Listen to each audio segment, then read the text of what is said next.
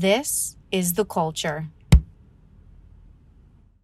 Hello and welcome back to Jersey's Finest. It's one of our newest podcasts where we like to interview artists based in the tri-state area. Be sure to follow us at _Culture Wave Media and this direct podcast feed on Instagram, which is at Jersey's Finest Pod.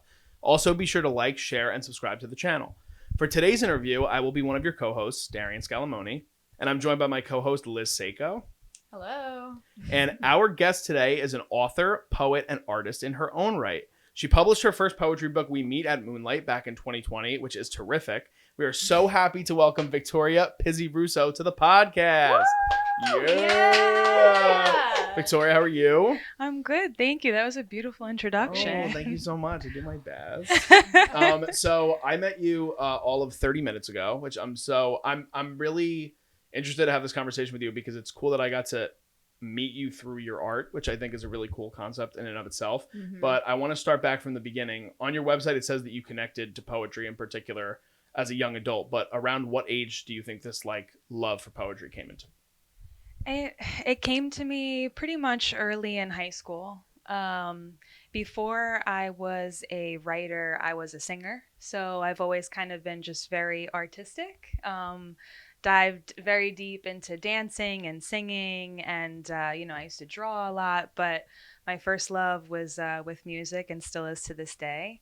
So I was a singer for a while. I took a lot of lessons. I was in all-state concert choirs in New York and choirs in school, but I could never shake the fear, the stage fright. So in with, that love of music and not being able really to perform, I started to kind of write songs with friends and with some teachers and stuff. And the feedback that I always got was, oh, this is really poetic. I connect to this. You should start writing poetry or reading poetry. So I picked up a lot of books, probably one way too many, and dove very deeply into that. And then from there, it turned into just a new love of poetry, and then wrote my first book. So from early high school all the way up until now. Yeah. Wow, I love that. Yeah. I didn't know that. Yeah. Oh my God. Just for anybody that doesn't know, I do know Vic outside of this. We were really good friends. We've been good friends for maybe 2 years now or something. And she is amazing. And now I'm super excited because I don't know anything about really your poetry and how you've came to it. So I'm really excited to get into these questions. Thank you. Do you know off the top of your head any of the books that you kind of picked up early on that really were helping you kind of read the classic poetry books? Do any stand out to you right now? So it's okay if you don't know them, because I don't know any books that I read when I was younger, really. That's Lord of the Flies. Younger, The Little Engine That Could. Yeah, was the one I remember the most. Younger, I can't really say, but up until now, favorite poets, authors, writers are Wilder, Atticus, Lauren Eden, R.H. Sin, and those pretty much are my top. Oh, Bridget DeVoe is also a fantastic writer. But titles I couldn't say from back then. But probably one of my favorite books is The Lioness Awakens by Lauren Eden. But what kind of propelled me into this was, it's going to sound really funny, but going back to music, Beyonce's Lemonade album. Yes. So that is everything, right? I'm not really a part of the Beehive. She's beautiful, amazing, very talented, but it isn't music that I listen to on a daily basis. But when I heard that album, Warsaw Shire was the person who wrote the poetry for that album. Mm-hmm.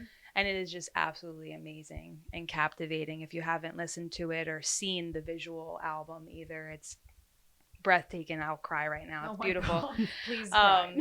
But seeing that and hearing that, I connected to it very deeply. I related to it a lot. And I was just back in 2016 when it came out, I said, I'm going to do this. I'm going to write this book. I'm going to dive into this. I really think that I can, connect to people that same way and kind of share. So that's really what like propelled me into it for sure. love Yeah. that. Yeah, I love that too. You know how like you were talking about how you have a background in like you were a singer before you were a poet and things like Yeah. that. Would you say that music is something that like really inspires you more so to write? Like it enhances the vision and what you're trying to put onto the page? Yes, absolutely. I'm all about the story. I'm all about the lyrics.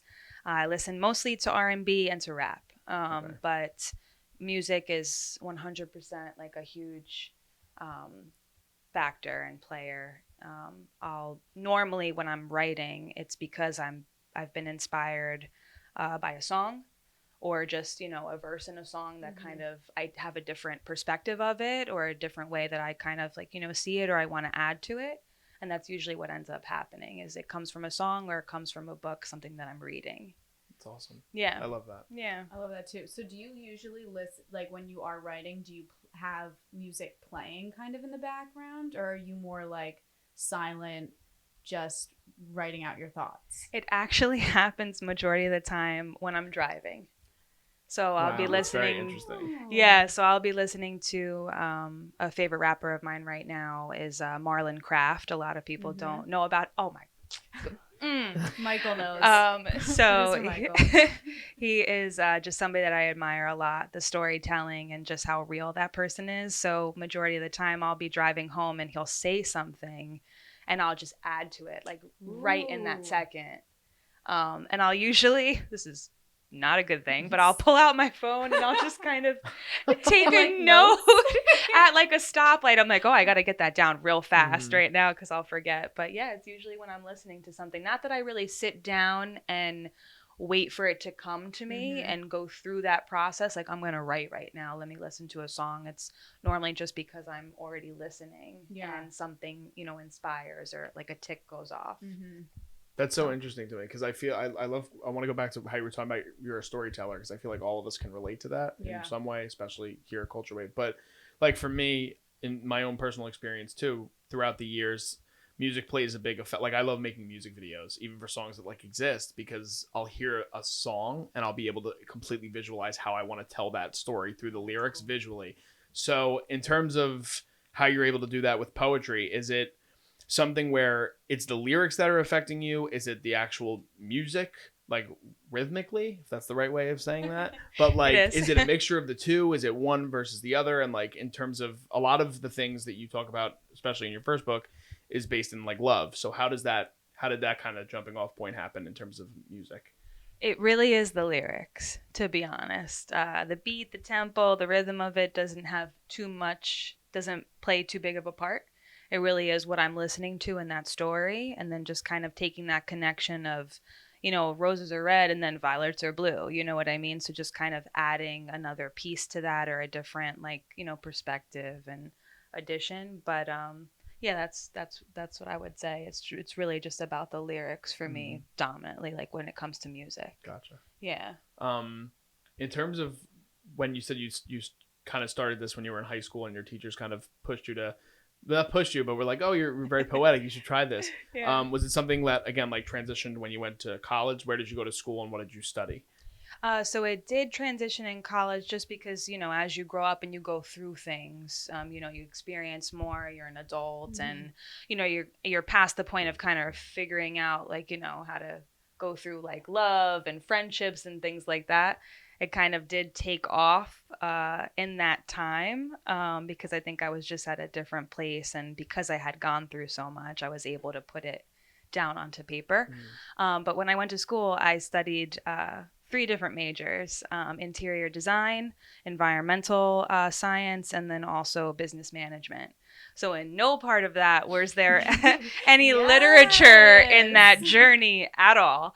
But, I just kind of kept with the hobby and did it on my spare time and just kind of everything that I went through, I put into that work or friends that I had that have gone through things or, my family, I just kind of outside looking in, just put that perspective down on paper, so it was a lot of mostly the personal life instead of, the school, studying and teachings. Which I think helps because honestly, like I went to school for acting and I feel like sometimes when you go and study an actual art form, it doesn't become so much about like the passion and like the inspiration behind the art. It becomes textbook and teaches you like, this is how the big names have done it. You should study this. You should learn this so that you can one day go do this, rather than what do you have that you can bring to the world that's different.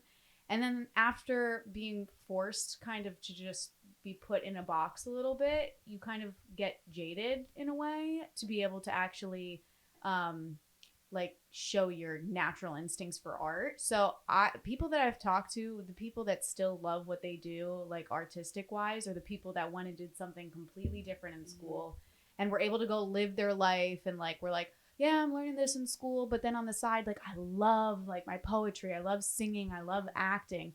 While the people like me that were in the class, I was like, man, like I hate this right now, and like I don't want to be doing this, which is like horrible, because for your art, like you want to love it and nurture it at all times. So I love that you did 3 different majors too. Amazing.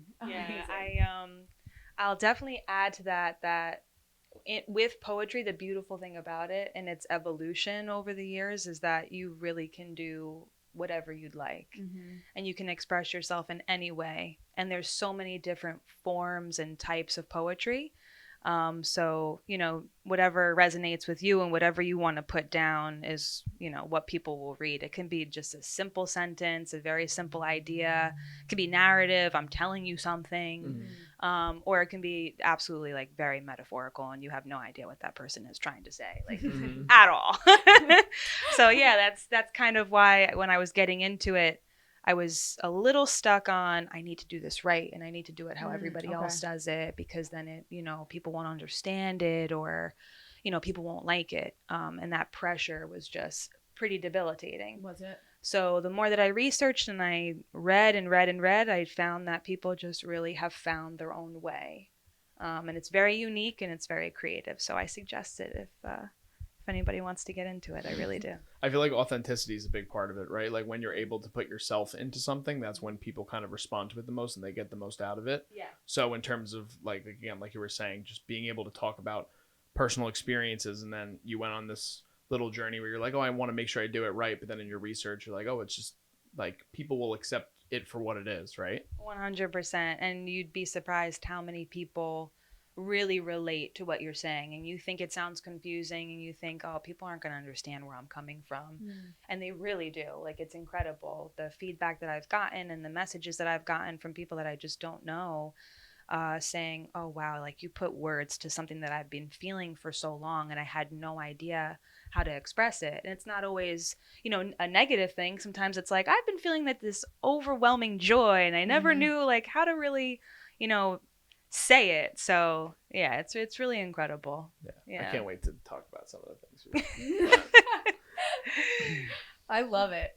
Okay, should we dive more into like the first book and kind of like more about that writing process versus like the second one that's going to be coming out? So I want to know, with the first book, do you kind of did you let the piece did you write different prose throughout time and then kind of see what the theme was that kept popping up, or did you go into the book with the clear theme and then start being like, okay, I need to write something about this? Okay, so let's get into it. When I did my first book, I published it during COVID. Not that I started it during COVID. It was actually years worth of a collection of poems, and they all circulated around the same theme. But when I published it, I was very excited and a little bit too impulsive. Okay.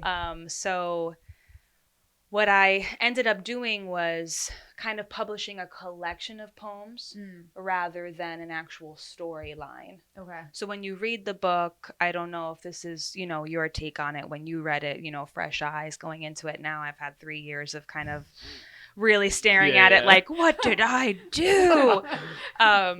So, I kind of felt that it didn't really have like a good pace or storyline. And my second book, technically, just to clear that up so you guys know, is the revised and extended version of this book. Okay.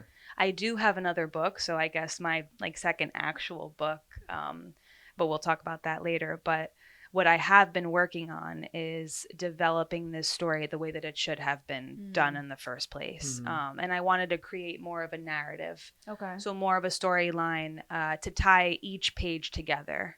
And I kind of felt like it deserved a second life because I did rush through it.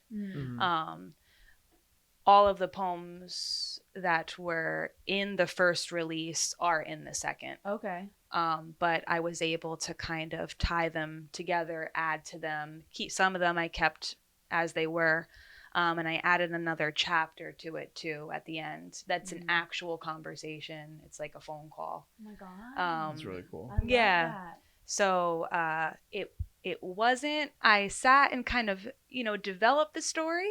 It was really, I've got a lot of stuff here. How can I just, swindle it and put it together? And I just kind of made that happen because I was just way too excited. But I should have given it the time that it deserved to create that narrative. But do you feel sometimes like if you keep waiting and waiting and waiting, then sometimes you're never actually gonna go and put it out for everyone to see? Because I just feel like I could edit things that I have created forever and ever and ever, and nobody will ever see it because I'll be like, oh, if only I had said that one word slightly different, or I should do a reshoot, or I should rewrite. And I feel like sometimes you just have to be like, fuck it, here's my work. If it's not perfect, it's not perfect. Yeah, and it is actually what's happening to me right now. I've technically been done with this revised version of this story, but a part of me is nervous that I'm going to make the same mistake again and get into it again, like impulsively. But I'm sure that I'm done. I'm just working on the cover, making sure that it's as it should be, because I'm done now. I'm at the cover. So I want to just blaze right through that. But I'm like, nope. And I'm doing all of the illustrations myself. That's awesome. Like you did in this version of the book, right? Yeah. So the chapter pages, I literally drew them on my iPhone with my finger. This time I got a application on my iPad and I got the Apple Pencil and I'm a little bit more legit now, but yeah, so it took some time to get the illustrations done and the cover done. I couldn't let anybody else, do it for me. It was very important that I, did it myself this time around. Yeah. I love that though. It's like a director's cut of like a movie. That's like what this is going to be for you. It's like the enhanced version. You take your time, you give it fully how you want to have people basically indulge in it. But I know you talked about how with this version, your re-release of the book in the expanded version, that it's more of like a story and things like that. But in this version, you do break it up into 3 different segments, which is endearment, infatuation, and disdain. So I'm curious on how you did settle on that. Despite the impulsiveness, you had to have had some sort of thought into breaking it up into those 3, which based on my experience reading it, I do think it fits. But I just want to hear kind of your outlook on why you chose to do that. Yeah, so for me, well, to start that off, the book is titled We Meet at Moonlight, right? And literally it was just a fancy way to say that most of our relationships literally begin in the nighttime, whether it's a date, going to the movies, going out to dance, or going out for drinks. So majority of the time when you're getting to know somebody and developing a relationship, it usually begins at night, in those encounters and meetings. So that's how the book kind of started out, was that, as I'm going through life and these encounters and these relationships, this is really when it begins. And most relationships begin with that endearment, that softness and that getting to know, everything's beautiful in the beginning. And then that infatuation, that obsession, I really love this person, that's the person for me, this is the one. And then eventually as you, really get to know that person and you go through things together, that, that disdain and that heartbreak that, sometimes inevitably comes, sometimes it doesn't come at all. But that's that theme carried through and is still in. And then the last chapter of the book is called Midnight. For the new version. Yeah, the new version is called Midnight because, again, this is based on we're meeting in the nighttime and all that stuff. So I kind of just wanted to fit the theme and go with that. But yeah, it does carry through in the next version. Nice. Yeah. I love that. Yeah. In terms of, like you said, you made the cover too, correct? So what made you come up with the decision for the cover? Here, I'll show the camera again. We can show in the beginning, but here's the cover But what made you come up with the cover idea for the first version of the book?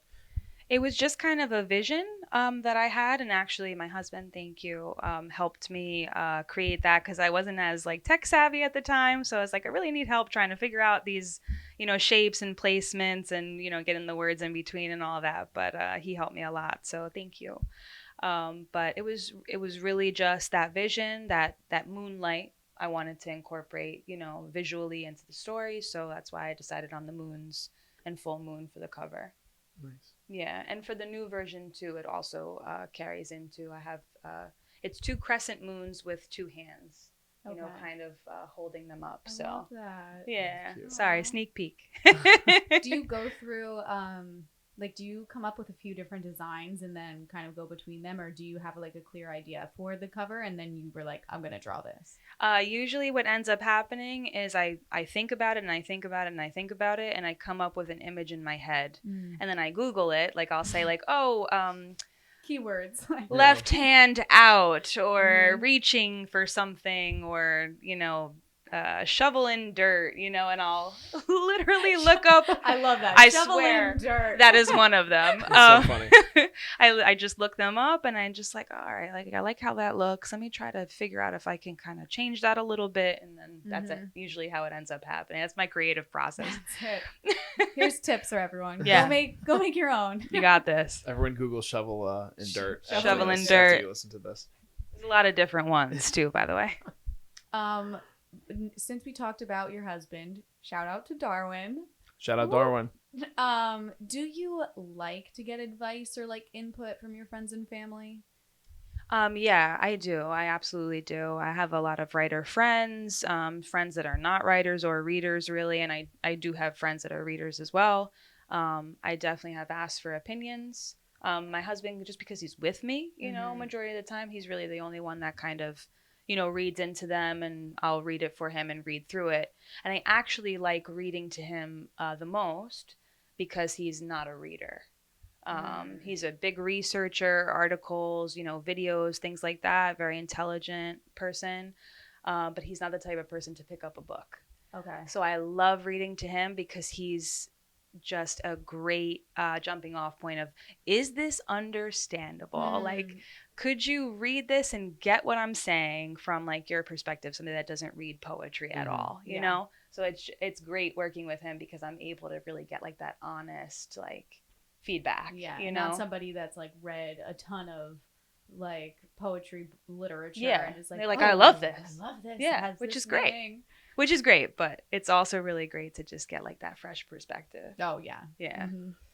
In terms of your overall process, do you go into writing with like a topic in mind, or like do you have, because I know you said sometimes you'll just be at a stoplight and you'll pull out your phone and you'll type something. So do you have like 6,500 different notepads for all different sorts of topics? Or like, again, I know this was a particular thing that you went into in terms of the book, but just your overall writing process, like things that you're not planning on publishing, little notes to yourself, and just things that just hit you a certain way and you have to get it down on either paper or your phone. Like, how is that process for you? So usually what I'll do is when I go to Barnes & Noble, which is way too frequent, I'll bring a Post-it note stack. And as I'm reading, I'll go through the pages and I'll stick it.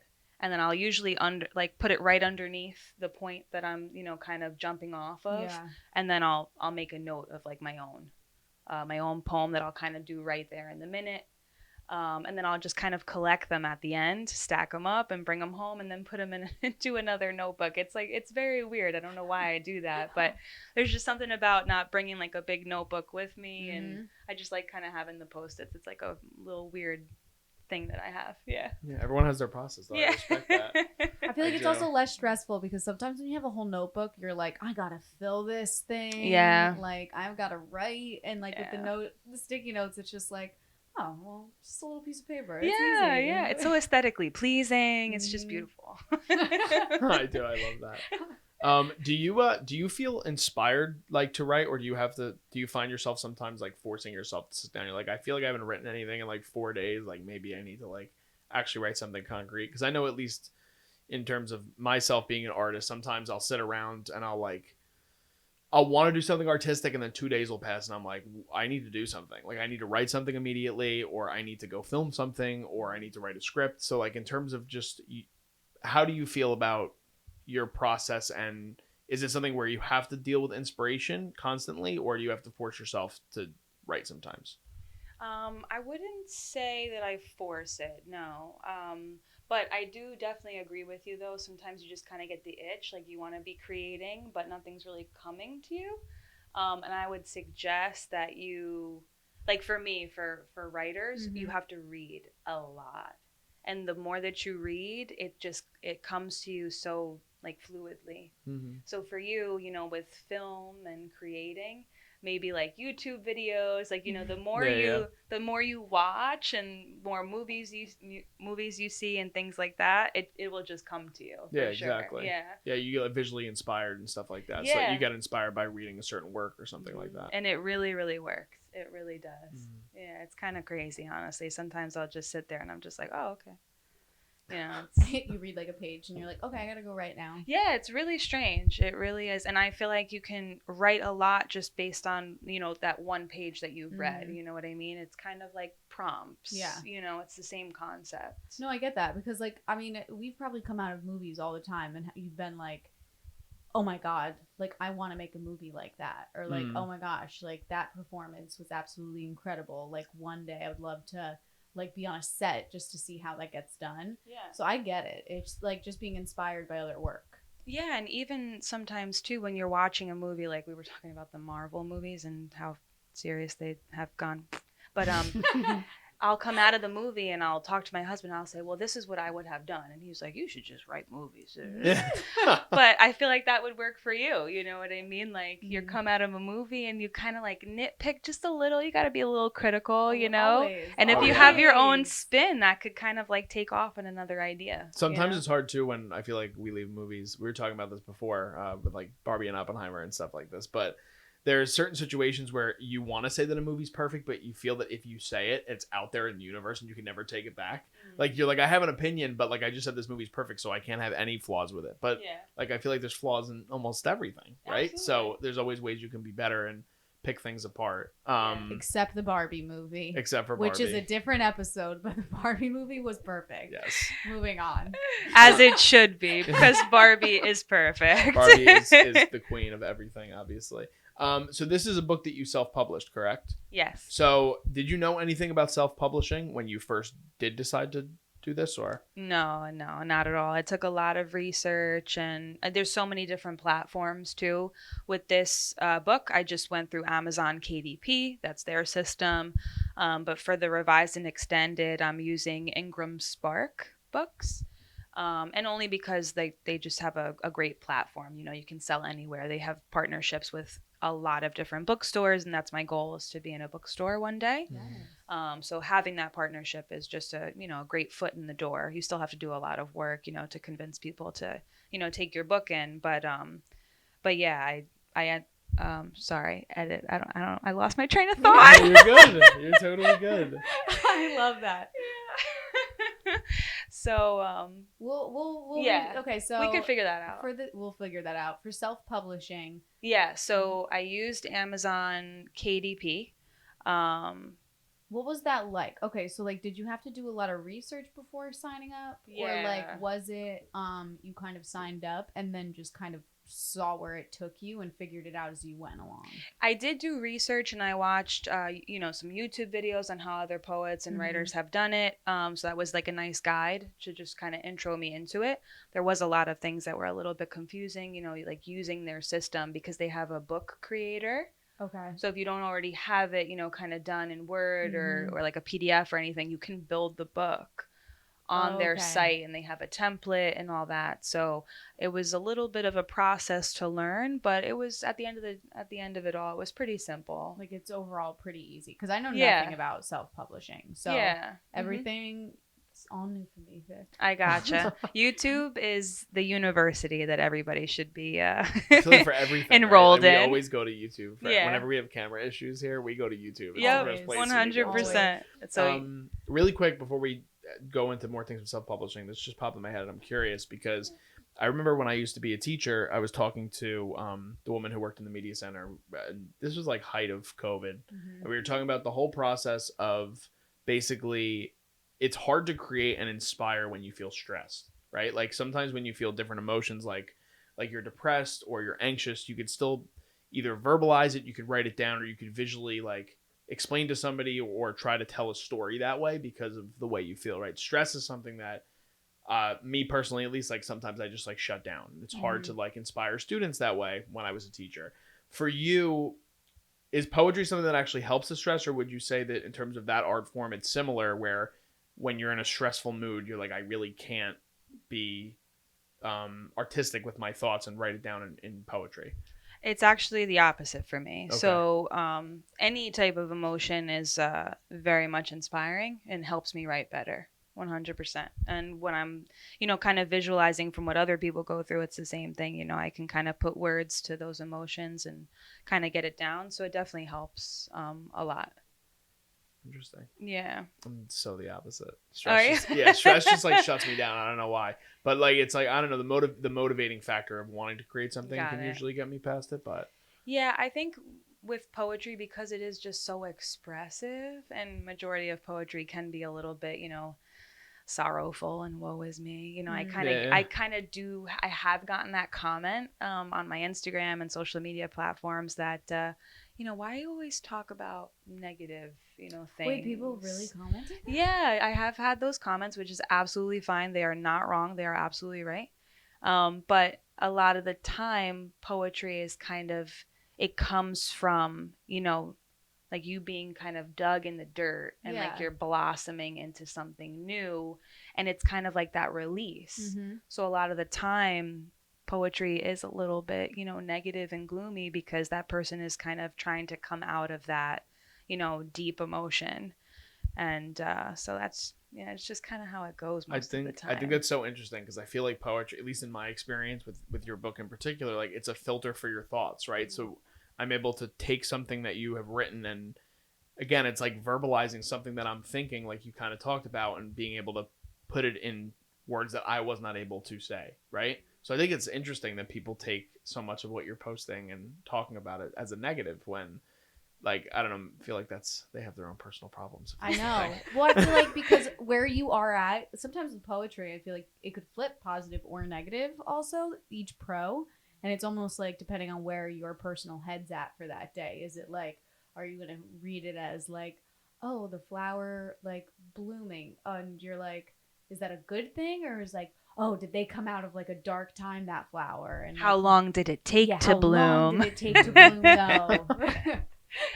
Yeah, I mean that's just kind of how it has been, and not really intentional, but I do find myself having a harder time writing about more positive things. It just, I guess, naturally, like that emotion or that like evolution has always kind of come from, this was rough. I'm here now, but this was rough. And I know a lot of people out there are going through those rough times, especially right now. We're hearing a lot about that now. So, if I can kind of put it out there that you're not the only one that's going through this and people have survived and made it, then that's kind of like the message that I want to, represent and spread. You know what I mean? Mm-hmm. Yeah. For sure. Absolutely.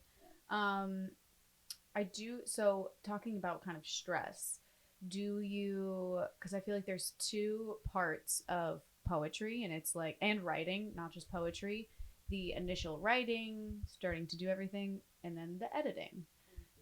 You do your own editing, right? Yeah. Why? I probably should get a professional. Does the editing bring you on stress?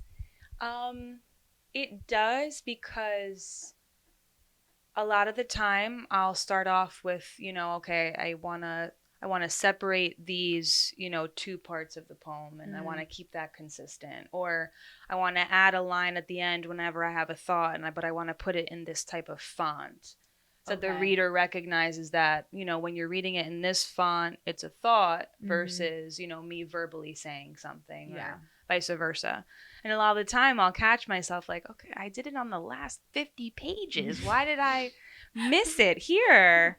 So yeah, it can be really daunting, and take forever. It's just so tedious too. Yeah, it's very tedious, even though it is like very creative and unique, and you have your own expression. You can really write it out however you want.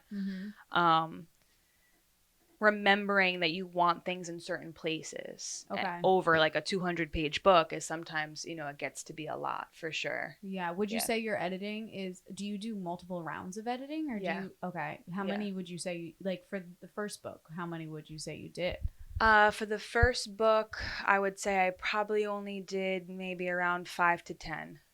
That's a lot. That's a lot. Yeah, it's really not. I feel like as someone, going back to what you were saying before, like you felt impulsive releasing this book. I feel like editing would be the thing that would piss you off the most. Like you want to just be like, no, like I already went over this 3 times. I don't want to go over it a 4th. And then you get to the 4th time, you're like, I know I have to go over it the 5th, but like I really don't want to go over it a 5th time. Yeah, when I first released it, I wanted to add to it and add to it and add to it, because as I was, just getting the story together and I was reading a lot, I was like, oh, this is great. I have to add it in. I have to add it in. And then you already have your flow. So you're like, oh, well, where do I move this to and put this instead? And, it's a little bit crazy in that respect. But 5 to 10 times, I would say. Was the first one. The new one, though, it's about 70 pages longer than the original. Wow. And it has a lot of illustrations. And a lot of the poems that were originally in it, I added to them. Yeah.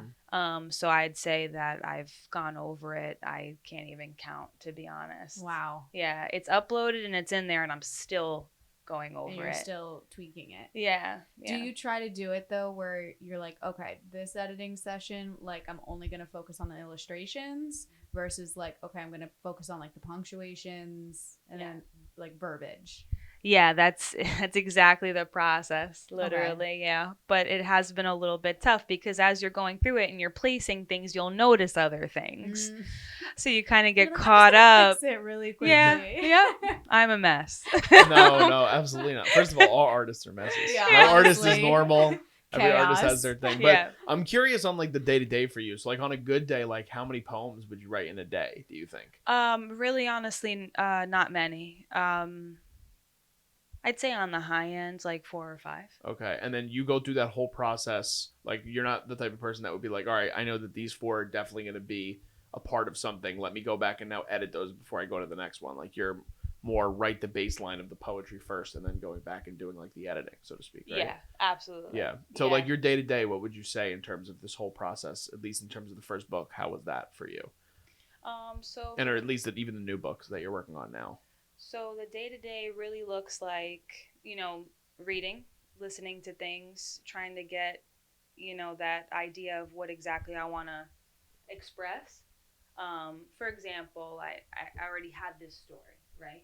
But I knew that I wanted to add to it in different areas because I wanted to tell a little bit more of the, the beginning, the endearment part. I had a lot of the infatuation and a lot of the disdain.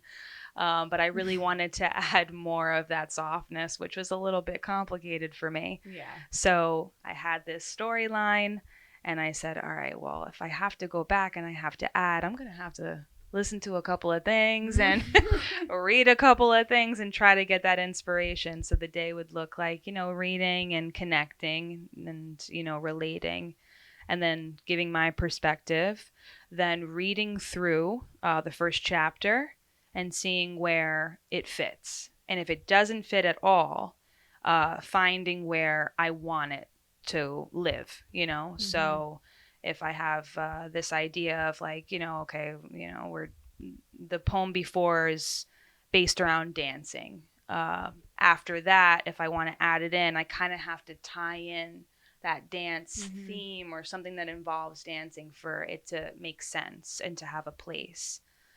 In that chapter. So that's kind of what that would look like. Yeah. And a lot of the time it takes longer than that day, because I'll come up with something, but it doesn't really fit there the way that I want it to. And I'll have to read more and listen more and kind of figure out like that expression really.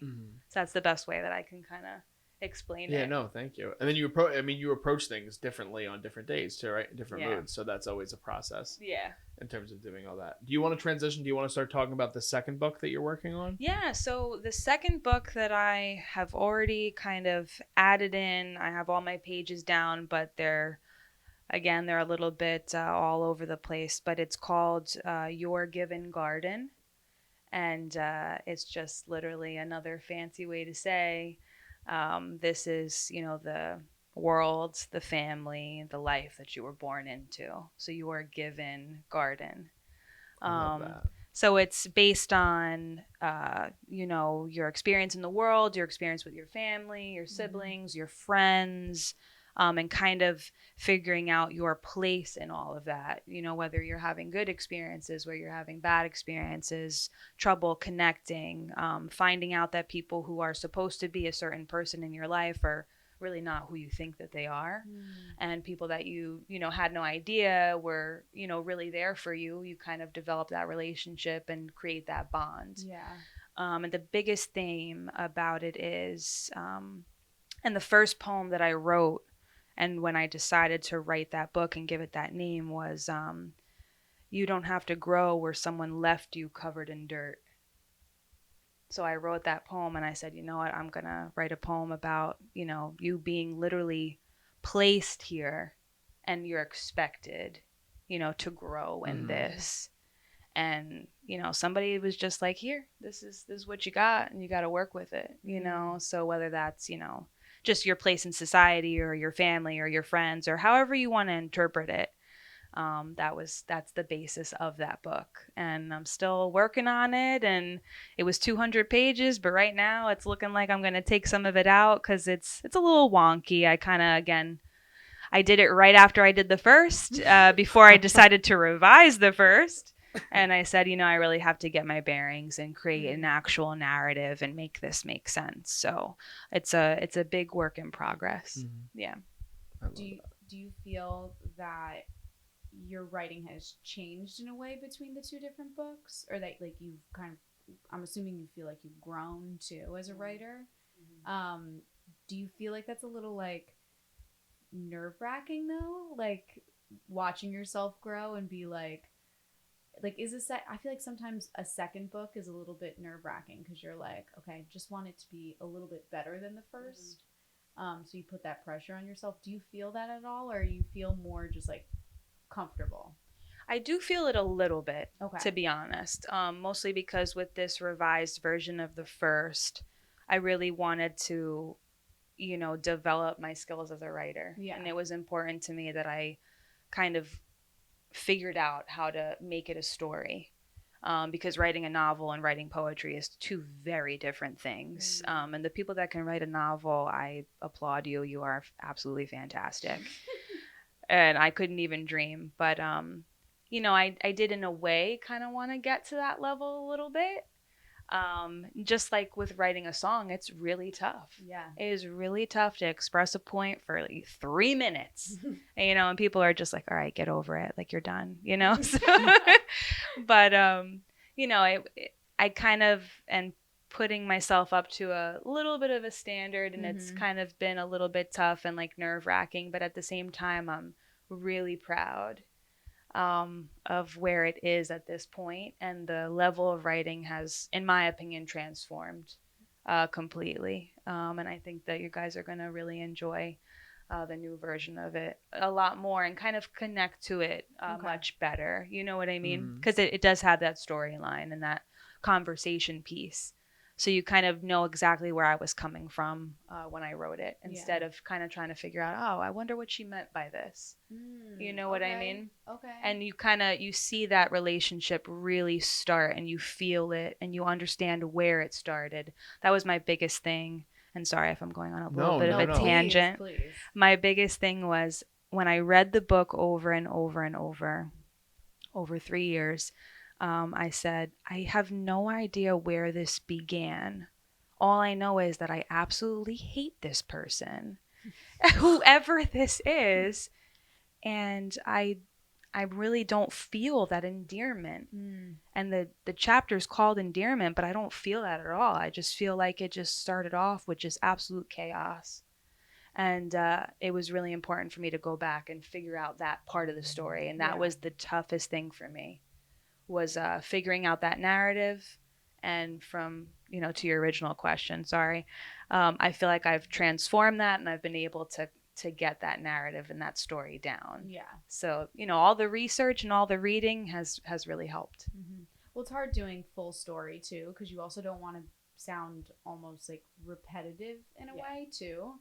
So it's hard because I feel like you want to have a large enough story kind of arching theme so that you can have those mini points underneath it. But then you also don't want to have like too broad of a topic where you're just like taking, I don't even know, just talking about the world like in general, and it's like, okay, what about the world? Yeah, it's really tough. It's I want to say it's easier than writing a novel because you have that focus and you have that, these are my characters, this is the story. I just have to really describe it to you. And that's the tough part about novels, is that you have to be very descriptive. Yeah. And doing that is absolutely insane. Again, credit to people that write novels. I love how with this the first book that you wrote, though, it's focusing on such a big part of the equation of life, which is like love. And again, you're talking about, how you felt that there were parts of it that were missing, and in the new revised version you're going to go from there. But the second book you're writing, it seems like you're relating it again to like life as a whole, right? And where you're at. And I don't know, can't wait to read it. I don't know what the end of the book is going to be like, but do you think it's going to be a trajectory, or in your brain, in terms of the way you formulated that first poem, is it going to be something where it's basing off of the foundation of what your life is, the dirt, in my interpretation of what you were saying, to like what you're going to blossom into in that garden being like when you feel that you've made it in life? And there's always ways we can interpret that, right? Like making it can be something financial, making it can be something that is love is making it for some people, you know what I mean? So in terms of just the overall vision for that, and going from this book transitioning to that, do you feel that it was like you went from like a slice of life to the whole pie, so to speak? Yeah, I would definitely agree with that, actually. That's a really great way to put it. Thank you. I'm going to put that in my book. Yeah, 100%. Absolutely. It carries a lot of the same themes, finding yourself. Even in this love story, it's really about, figuring out yourself and kind of eliminating that dependency. And that's kind of the point that I wanted to make very clear, was that it wasn't about, a relationship and depending on someone. It's really about you coming into your own and realizing that you have love in you and you don't need to search for it anywhere else. Yeah.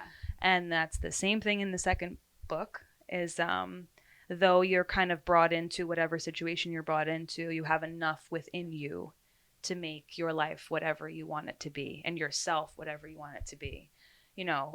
Society, generational curses, none of that really should be a huge factor. It's going to play a role on who you are and how you see things, but if you want to be, the hero, or if you want to be the villain, that's up to you, So that's really just where I'm coming from with both of these stories, even though one's a relationship and one's about, your home and your life or your friends or whatever. It's really just about becoming you.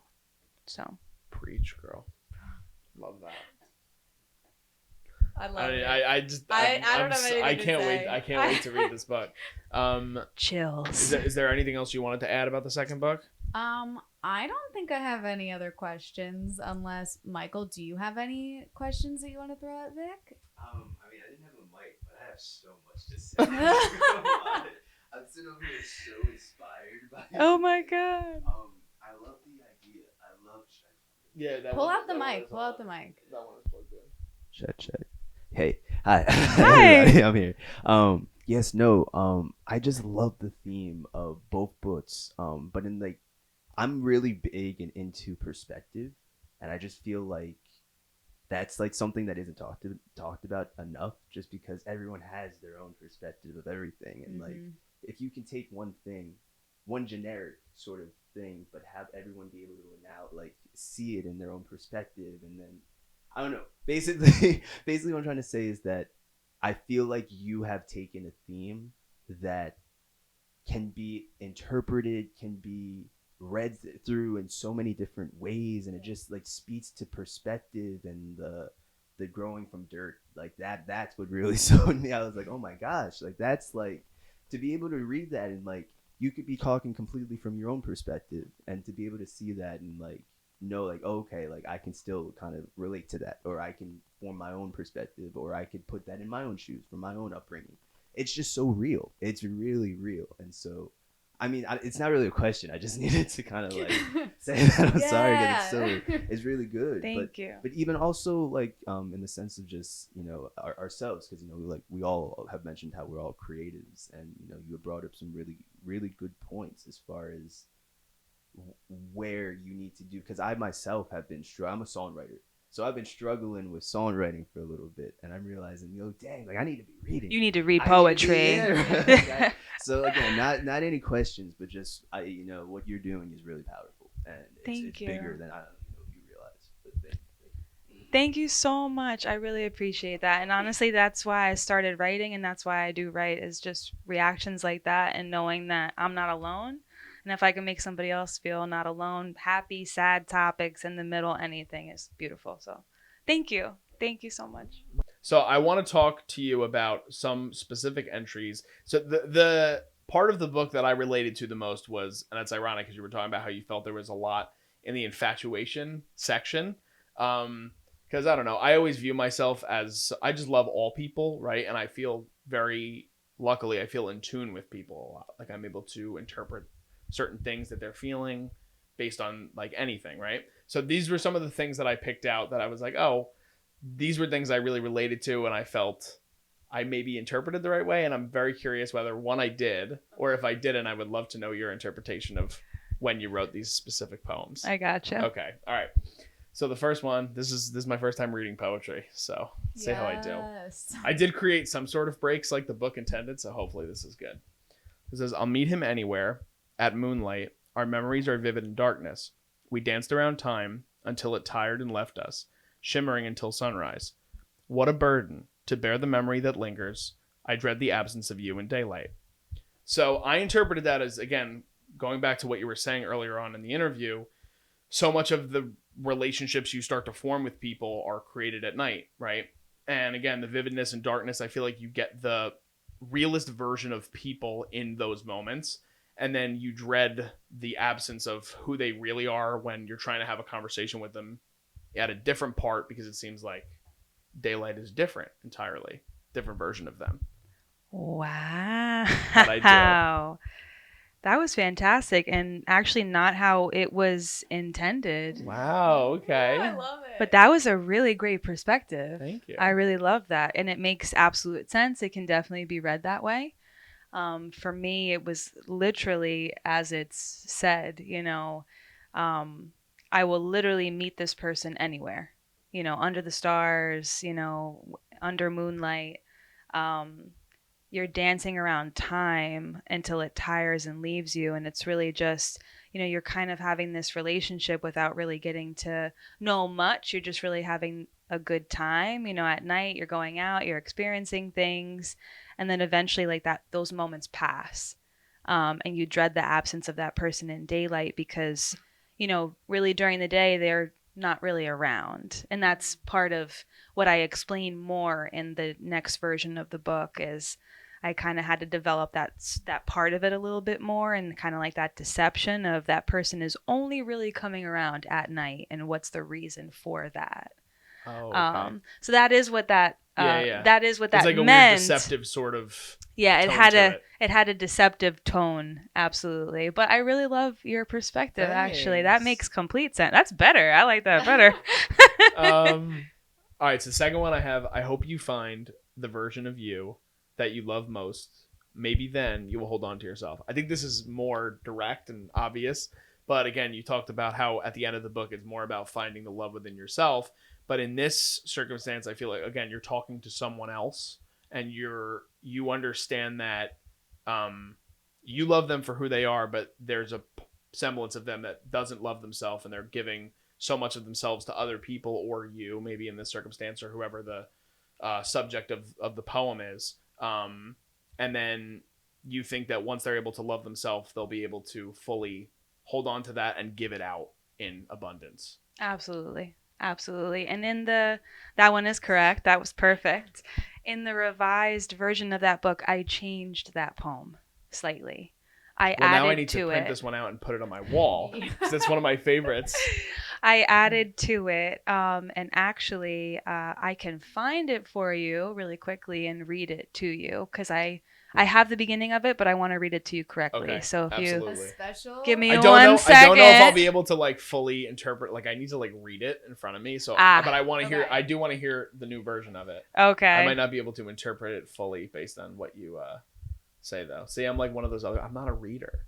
Like I I'm similar got to Do you. you your not husband. read usual like? Oh my god! books? And I have so many books just sitting in my room where I like read like Really? the first 20 pages, and I'll be like, I'll get back to this, and then I'll start a new book. Oh my god. Yeah, it's bad. It's That's really bad. chaos I for know it me. is. No, It is really bad. I'm the opposite. I do read a lot actually, but I'm the type that like I'll read a book and I'm 20 pages in and I'm like, I hate this so much, but I'm gonna finish it just so I can say that I read this book.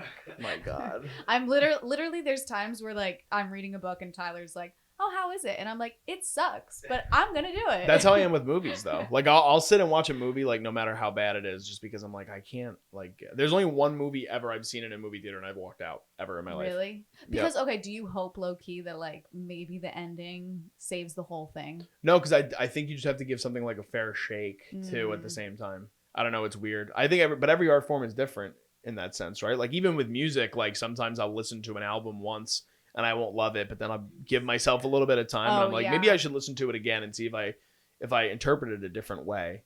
You know? I mean that's another thing that again, similar to maybe poetry, but like if you approach it from it like it depends on what emotion you're going through and how you feel about something. Like again, when I'm sad, sometimes I want to listen to John Mayer, but when I'm happy, sometimes I want to listen to John Mayer. Like it depends, you know. Oh, So I don't know, but anyway, let's go back to Vic. let's hear now. this. Let's hear it. Let's hear it. I asked my. Sorry, let me start over. Okay, edit that. I asked my soul not to. Sorry, guys. You're so good. It's okay. I asked my soul not to give up on me as she strained to pick up the pieces you ripped out of me today. She said to me, I won't beg you, I won't plead. I just hope you find the version of you that you love most. Maybe then you will hold on to yourself and leave him to bleed. Whoa. Wow. So it's definitely more it hits you harder. Yeah. For sure. Yeah. And it's more personal. Mm-hmm. In that sense, from the revised version, I feel like. And there's a very big, build up to it, and that storyline kind of carries into that. And it's like, this inner part of me is asking me, why are you doing this? Like you're consistently giving and giving, and you're not really holding on to yourself at all. You're just kind of emulating and becoming this person, and you really need to step away from that and leave that person. You know what I mean? To their own like demise, instead of kind of creating that for yourself. So stop giving up so much of yourself for somebody else. Yeah. Let them figure out who they are. And 100%. You'll be able to get yourself back. Yeah. Right. Mm-hmm. Cool. I love it. Oh. All right. I have two more. Is that okay? Yeah. All right. I love this. This one I also think could go in your new book based on what I heard earlier. I fell for you, and I haven't gotten up since. I've been here fooling around in a bed of weeds, disguised as bedded flowers. Mm-hmm. So this is like, to me, the pure definition of like toxicity, and just like, again, like laying in, again, like there's some semblance of something growing always that can be beautiful, right? But again, we look at weeds and we're like, we have to pick weeds, like you have in the literal sense. But them being disguised as the bedded flowers, it's like you have like, for the term people use all the time, like rose-colored glasses, right? Like that is what the bedded flowers are basically displaying here in this poem, I would interpret, instead of weeds. Or 100%. Yeah, it's just that 2 for 2. Yeah. Or no, well, technically the first one, you had a good. I got 2 for 2, and then I like that version better than mine. Wow. So yes, of that myself perspective was awesome. No, you're absolutely right. That's just 100% what it is. It's kind of like that veil. You know what I mean? Like you have that veil kind of, placed over your eyes, and you think that it's something. You think that you're rolling around in just this beautiful situation, but it really is just a pile of weeds. Interesting. Yeah, and I have another one actually too, because you brought up weeds. It's I am a flower, some see a weed, misery loves company. I love that. Producer Oh my Michael's taken aback. God. Oh my god. And that one's in your given garden, yeah. I can't wait. That one needs to be a shirt, Vic. Seriously. 100%. Oh my goodness. That's so good. That is awesome. Misery loves company. Like, it's Yeah. Because, you have an idea of you and other people have an idea of you. And it's really just because they're kind of seeing a part of themselves in you. Yeah, and 100%. they have to make it as nasty as they can. You know what I mean? They got to pick out those little things or those reactions, which are validated, and you have to react that way. Mhm. But, they want to say whatever they want to say. So that's kind of where that Wow. came from. I love Yeah. that. Thank you. All right, so this is my favorite one. Saved it for last. He made me forget the sound of my voice. I only know the sound of this pen against textured paper. And of course, they're all his words. So it's when you embed yourself in a situation that can be anything, right? And again, I feel like what we're talking about, it's more in the realm of love. But if you put yourself in a situation where it's not good and you keep hearing something that's so negative or so the opposite of what you want to hear, you lose so much of yourself that you're not able to find it again until, like, again, you only know, like, I only know the sound of this pen against textured paper, because you're not able to even formulate your own thoughts anymore unless you're able to put it on a page. And then even that is somewhat complicated because what you're writing down is his words. So Yeah, that one's great. It's a little bit different only because, you're kind of losing yourself again. So it's kind of like that repetitive kind of thought. You've forgotten what your own ideas and your own concepts and thoughts and voice actually sounds like. And, you're putting down this emotion and this feeling, and it's all coming from what that person has been emitting to you. So like that chaos and like that hurt or that joy and that, that beauty, whatever you're putting down, it's really because it's coming from that feeling that you're getting from that other person. So that's really where they're all his words. It's not literal. It's just more so this is all coming from you, and I want it to stop. got it. I don't want this to be about you anymore. You know what I mean? And Gotcha. I want my voice back. Yeah. But without saying all of that, it's just kind of like and that's the point of I wanted to add to a lot of these because they were way too vague to what I was actually trying to express. Because in a way, this one could be taken in a way that, like, you're so infatuated with someone, and like you kind of love the infatuation of being like everything's about him, and like I'm okay with that because I want like this love that I have to just like take over. Yes, and that's another great perspective, and it could be read either of the three ways. And that actually ties into one of my favorite poems from the book is he could light me on fire with all intention of watching me burn, and still his presence feels better than my solitude. So it's like this person is literally setting me on fire and I'm burning in front of them, and I still just cannot be without them. Yeah. So it's kind of like that tug of like, I really hate you, but I'm just so conditioned to, stay, so. It's heavy. That is awesome. Thank you so much for telling me What what a your fun favorites were. exercise. I love it. I love it. So is that you would say that's your favorite poem from the first book, or do you have like a few other ones? Another one of mine is the sight of you holding a cigarette burns a fire inside of me. You don't hold me that way. Like my presence is a habit you never want to break, even if it kills you slowly. So it's literally That's a great just one too. smoking is bad for you. There's one Michael's face. And it will absolutely, damage your health. That's why I was like, okay, it's a bad habit. It will kill you slowly. And I kind of just manipulated that to just sound as metaphorical as I could, Vic, do you ever feel like just really proud of yourself? Absolutely. Yes.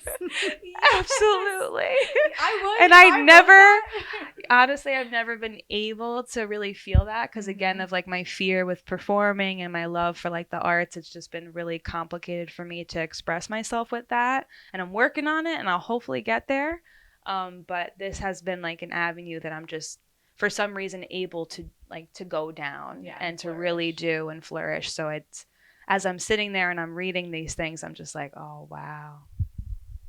That's amazing. You're like, this is it. This is great. This is what I'm doing and what I'm meant to be doing. Yeah, so. So awesome. I love I it. do too. So we wanted to thank, we had such an amazing time talking to Victoria, and make sure you guys go and purchase We Meet at Moonlight, which you can get on Amazon Prime. Where else can you get it? Just Amazon as of right now, but once I publish with Ingram Spark, you can get it anywhere. Awesome. Yeah. So once again, we wanted to just thank Victoria for being here. We hope you guys enjoyed the discussion and the conversation and the amazing emotional exercise that we just went through. So again, just signing off, I am Darian Scalamoni. I am Liz Seiko. And I'm Victoria Pizzirusso. Thank you guys so much for having me. And you should all go follow Vic right now and go buy some of her merchandise. She has t-shirts with some pros on it. It's amazing. Link in my bio at We Meet at Moonlight. Awesome. Thank you guys so much, and we'll see you next time.